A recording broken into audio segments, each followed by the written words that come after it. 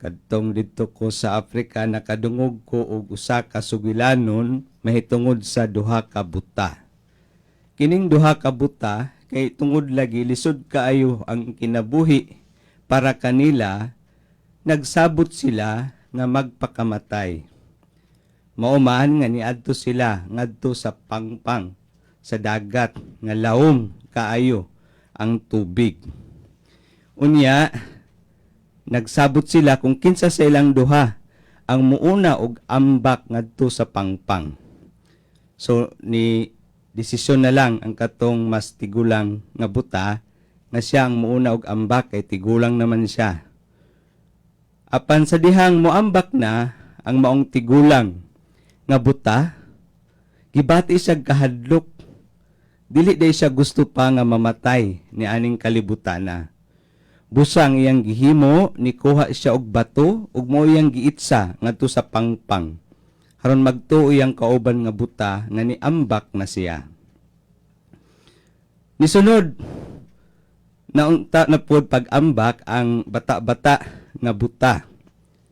Pero sa dihang moambak naunta na siya sa pangpang, gibati usab siya og kahadlok. Og nakahuna-una siya nga dili pa day siya andam nga mo biya ni aning kalibutana. Busa niingon siya nga pasaylo ako. Mon ami, no? Mon ami is my friend sa French. Pasaylo ako nga dili ko makasunod sa imuhang pag-ambak sa pangpang. Kay gusto pa man day ko mabuhi. Busa niuli ang maong batanon nga buta nga padulong sa ilahang balay. Sa iyahang paglakaw na siya nadasmagan. Ug ang iyang nadasmagan kadtong usa ka buta nga tigulang nga iyaw tang kasabot sa pag-ambak.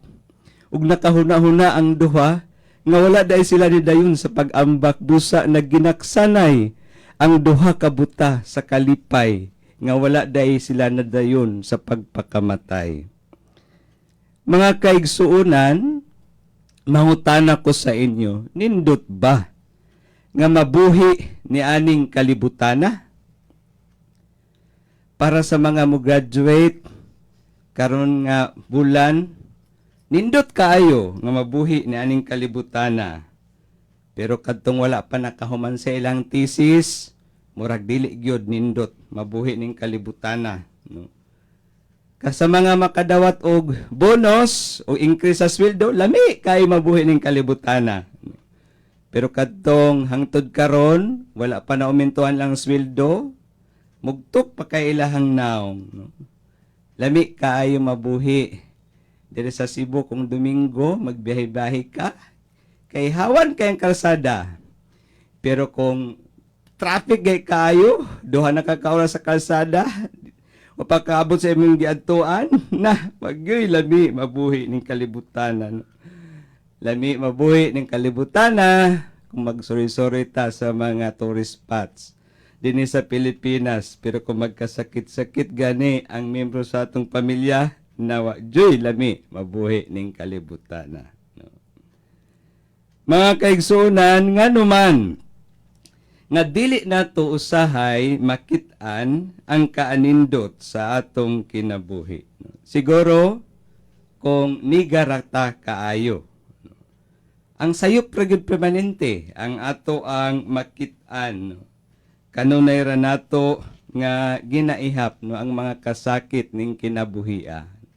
Ang mga gipanghimo nga sayop sa uban nga nakapasakit ka nato, nagpabilin gihapon sa atong dughan. Kung kana permanente ang atong makit-an, wa gyud lami mabuhi ni aning kalibutana. Mao na nga sayo pagay sa buntag, mugtok na ang ato ang naong. Apan kanus ama nato makit-an ang kaanindot ni aning kinabuhia. Ang tubag sa bang pangutana atong makaplagan diha sa Ebanghelyo nga atong nadungog ni aning adlaw.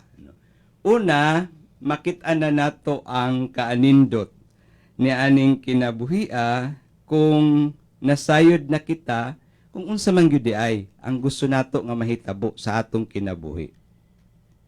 Diha sa Ebanghelyo, si Bartimeo nangayo og tabang sa atong Ginoo. Apan sa dihang gipaduol na siya kang Hesus, ang atong Ginoong Hesus nangutana kang Bartimeo, no? Unsa man, no, ang gusto nimo nga buhaton ko para kanimo, no? So, sa dihang gipangutanan ni Hesus si Bartimeo sa maong pangutana, so kinahanglan nga si Bartimeo klaro og tataw sa iya, unsa man gayud di ay ang iyahang gusto nga maangkon ni aning kinabuhia. Kay bisan siguro daghan na taog panalangin nga nadawat, apan walay klaro kanato unsa man gyud ang ato ang gusto ni aning kinabuhia. Mao na nga wa ta kabaw unsay makapalipay kanato ug dili gyud ta makasabot, no? Ngano nga kita gipanganak ni aning kalibutana. Kay usahay daghan na ang nahatag kanato pero dili klaro, no, kung unsa ang mga mahinungdanong butang para kanato. Mao na nga sige ra gihapon ta og reklamo. Mura ta og uwak. Nakatangag na magsige apog wa gihapon, no. Daghan na og kwarta nga gitaguan sa bangko. Pero sige hapog pangurap. Ambot unsaon nila ng kwartaha na bilyon naman gani ng uban, taguan sa bangko, pero sige hapon sila kuan, pangurap. So, wag sila kabaw, ug unsay makapalipay kanila ni aning kinabuhia. Unsa man gayud di ay, ang imong gusto, Bartimeus, kay buta ka man, unsa man imuhang gusto, nga himuon ni Hesus kanimo. Hinaut, klaro ang tubag nato, mga kaigsuunan sa maong pangutana. Ikaduha, makita na nato ang kaanindot, no, ang kalami na aning kinabuhia kung kita makabaton na o pagtuo. No. Si Jesus miingon kang Bartimeus, ang imong pagtuo mo ay nakapaayo kanimo. No. Kay nianing kalibutana, mga kaigsuunan, ang pinakamahinungdanon nga mga butang, dili nato makitaan sa ato ang mata ng ordinaryo. Kinahanglan kita usa makabaton og pagtuo aron atong makitaan ang bililhong butang ni aning kalibutana. No, si katong butang nga si Helen Keller, ningon siya, the most essential things in this world are invisible to naked eyes. So, ang mga bililhong butang, pinaka-importanting butang ni aning kalibutan na dili makitaan sa ato ang mata. Apan, ang atong kasing-kasing nga adunay pagtuo lamang ang makakita, no, kung unsa ang mahinungdanong butang nga hatagan nato og importansya ni aning kinabuhia. Mga kaigsuunan, ang atong Ginoong Hesus nagpadulong na siya sa ato ang tagsa-tagsa ka kinabuhi. Kay nasayod siya nga daghan nga mga aspeto sa atong kinabuhi nga kinahanglan niyang ayuhon. Daghan nga mga aspeto sa atong kinabuhi nga buta kita. Dili kita makakita kung unsa ang angay natong buhaton haron kita makaabante sa atong pagkinabuhi. Apan siya mulabayra kung dili nato siya hangyoon. Kung dili kita magpaubos sa atong kaugalingon ug mangayo sa iyang tabang. Kung dili kita kabalo musalig sa atong kinabuhi ngadto kaniya. Ipaayo ta, no? Ang atong pagkabuta, ilabi na sa mga butang nga espirituhanon, sa butang nga labing bililhon ni aning kalibutana.